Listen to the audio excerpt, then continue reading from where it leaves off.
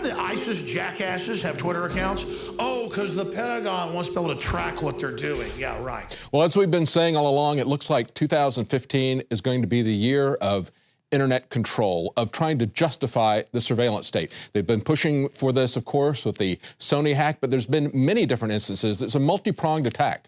They want to use the FCC to come after the internet to assert control, regulation, taxation. They also want to establish intelligence sharing, which essentially will pretend that your information that you share with the corporation belongs equally to them as well as to you. So the corporation can turn it over to the government, and they can do it without any liability because they'll get that liability protection from the government. Now, the newly minted head of the Senate Intelligence Committee, Senator Burr from North Carolina, can hardly contain his glee to justify the surveillance state. Check this out. Our intelligence folks, I can assure you, are scrubbing everything we can find. Now, he says they're going to go back and look at the connections between these guys, and it is really kind of interesting. It's almost like some kind of a Dickens novel where all the characters are interrelated, as you find out, and we see that happening right now. We see that, speaking with CNN, a freelance journalist said that the underwear bomber lived at the same apartment as shooting suspect Saeed Kouachi prior to his failed airline bombing attempt in December of 2009. Now, at the end of the news tonight, we're going to play a special report, a flashback to the full expose of how the underwear bomber was a perfect false flag attack orchestrated by the government with a solution in hand that they presented the very next day, machines that had been built a long time before that, ready to roll out as this attack came out. I believe the same thing is happening here. I think that if you've got shooters and you know where they are, you know who they are, and you fail to stop them, yet you drop breadcrumbs that make it look like you instantly solved the crime, that is something that is being used to push this narrative that we need more of a surveillance state, that in spite of their failures, we need to double down, spend more money, spend more of our liberty in the vain attempt to try to get a secure state. The New York Daily News points out that the terrorist, Koulibaly, who was the shooter in the incident with the kosher deli, had met with former French President Nicolas Sarkozy in 2009, years before this murder spree. And he said, even had a publicity stunt. If you look down at the bottom of that article to pull that up, he says, I don't know what I'm going to say to him. He was 27 at the time, but he said, I'll start by saying hello. So this is someone who's not only had a long criminal record, but the day before the meeting, he even is interviewed by a Parisian newspaper. He says, it's going to be a real encounter. It's impressive. Whether you like him or not, he's still the president. Yes, he's the president. And why wasn't there a security detail to stop him from meeting with the president, considering the fact they already had him on their list as being radicalized? He had a long criminal list. When Jay Leno interviewed Obama, he said the day before Obama came to the program, they showed up and they had a staff meeting, and the Secret Service came in and pointed to various people in the room and said, don't show up tomorrow, you don't show up tomorrow, you don't show up tomorrow. If they know what the person's background is, if they're doing due diligence, then that's exactly what they're going to do. Did they not know this guy's information, or is he maybe working for them? The Newsweek report says that a French gunman met Sarkozy in a crazy security blunder. And that's the question. Was it absolutely crazy, as they say? So consider the timeline. In 2002, this man is arrested for armed robbery. In 2005, 2006, he becomes friends with one of the two brothers, Sharif. They list him as becoming radicalized at that point. Then he meets with Sarkozy in 2009. Nothing suspicious in his background. They don't do a check. Even though he's giving interviews to the Parisian newspaper the day before, they don't check. Then 10 months later, after he meets with Sarkozy, he is then busted. Police find weapons cache in his room, along with pictures of Islamic leaders. One of the fellows was planning an attack on the U.S. Embassy in Paris. Still, nothing happens to him.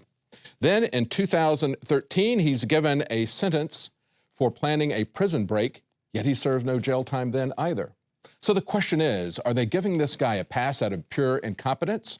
Are they giving him a pass because they're using him because he's a double agent somehow?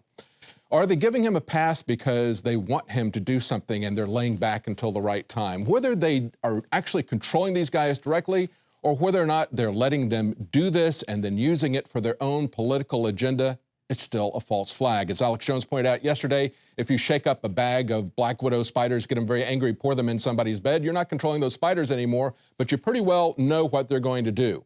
But it gets even more suspicious. Look at this story that was on Infowars.com today. Police chief investigating Charlie Hebdo attack reportedly commits suicide. Now, the interesting thing is that this fellow who committed suicide with his own revolver in his office, he is the second in command. The third in command, almost a year ago, a little over a year ago, did exactly the same thing in Limoges. That's about 3.5 hours outside of Paris. He was there interviewing family members of people who had been killed. Was it a coincidence, or is that something that just adds more suspicion to it?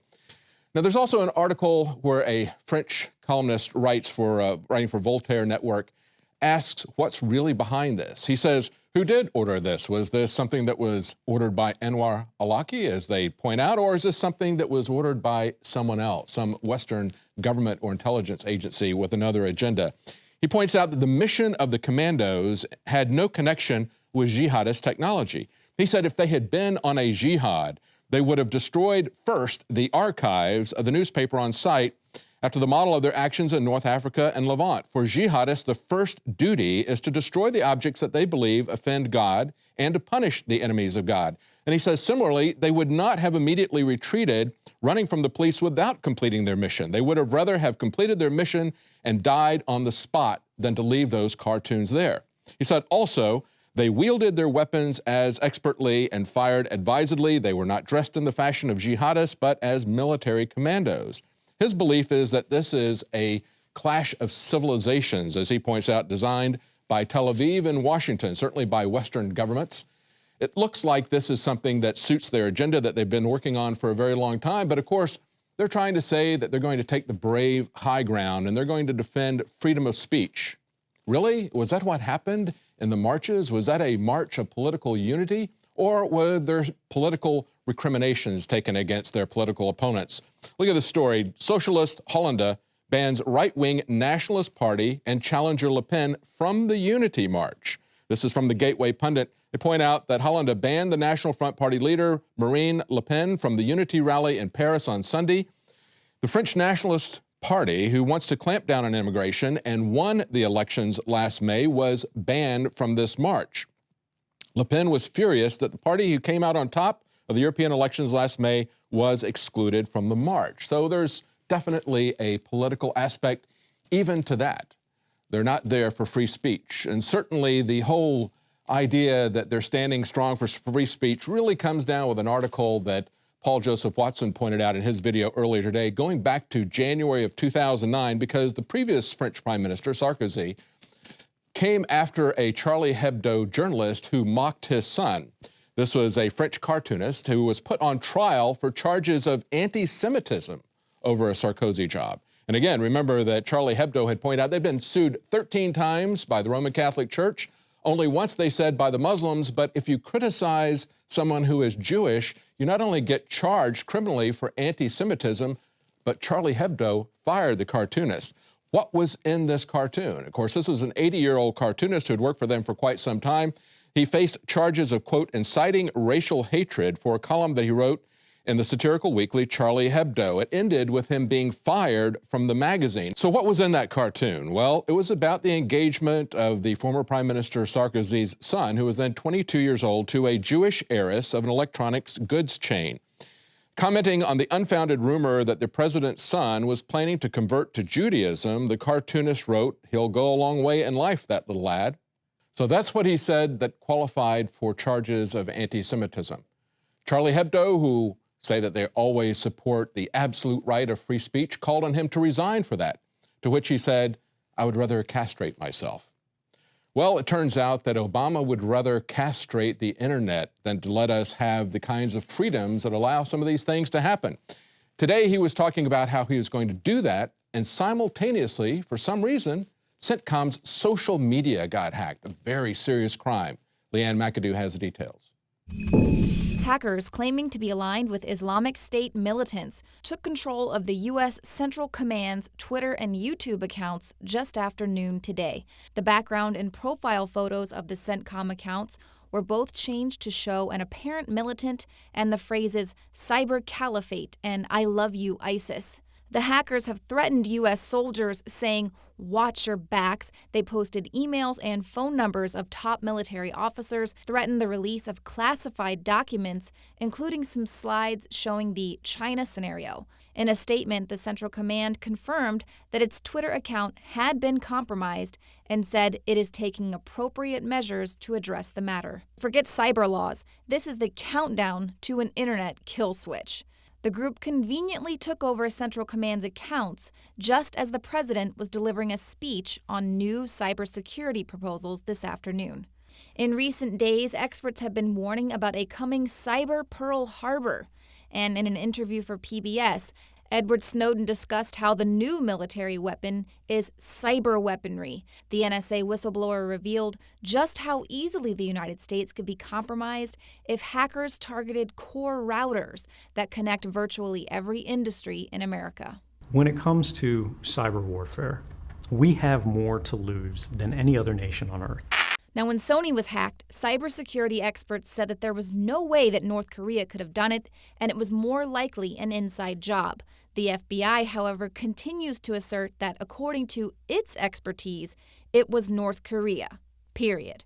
Now, how do we know that CENTCOM hasn't hacked itself?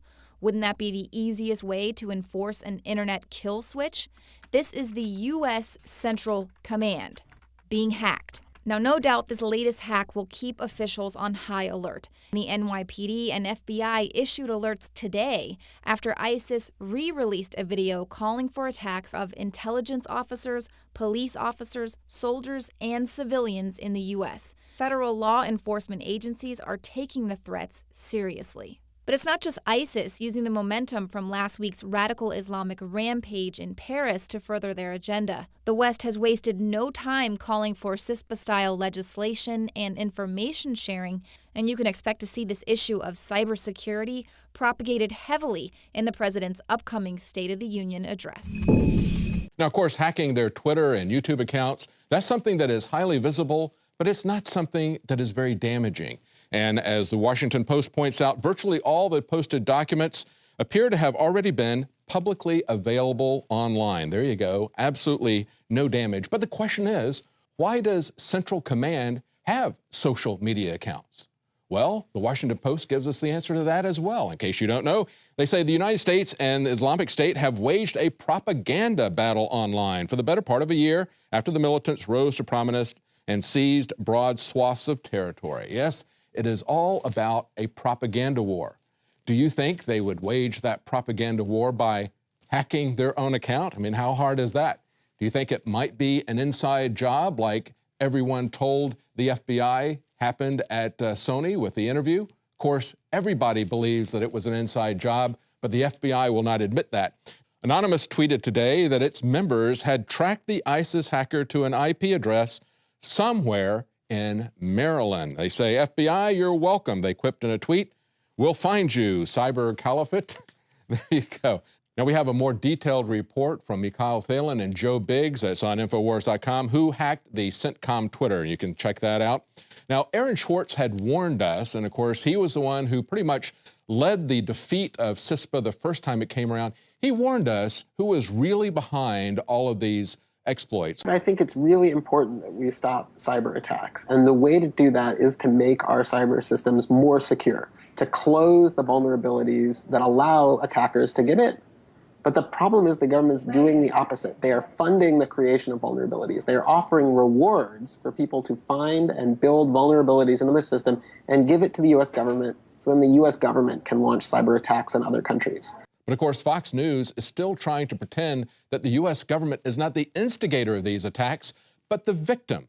Listen to this clip that Fox News had as they were just discussing the interview. We played this clip before, and they try to make the case that the government is the victim, even bringing up Stuxnet, which we all know was created by the U.S. and Israeli governments. What happened at Sony was so destructive, it was like dropping a bomb on that corporation. All right, you said, and you were quoted saying that talk about we don't want to be on the defensive. Mm-hmm. Well, it strikes me as a little bit odd because we have known about this risk for a very long time. Look, the seminal events in terms of cyber warfare happened at least 3 years ago. Stuxnet on Iran's nuclear facility that destroyed the centrifuges.